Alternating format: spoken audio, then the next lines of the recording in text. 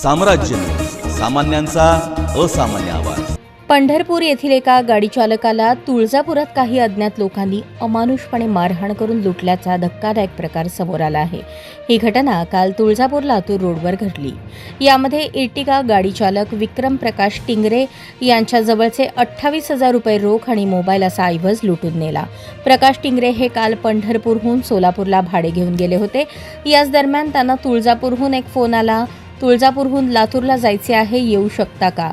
चालक टिंगरे यांनी भाड्याच्या आशेपोटी होकार दिला। तुळजापूर येथे गेले असता टिंगरे यांना अज्ञात 4-5 जणांनी मोटरसायकलवर बसवून एका निर्जन स्थळी नेले।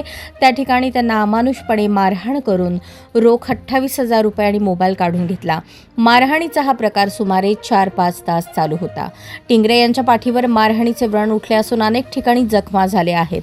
जीवाच्या आकांताने टिंगरे यांनी चोरांच्या तावडीतून कशीबशी सुटका करून आपला जीव वाचवला। घाबरलेल्या अवस्थेत तुळजापूर शहरात आल्यानंतर स्थानिक सामाजिक कार्यकर्त्यांना ही घटना सांगितली। या प्रकरणी पोलीस तक्रार करण्यात आली आहे।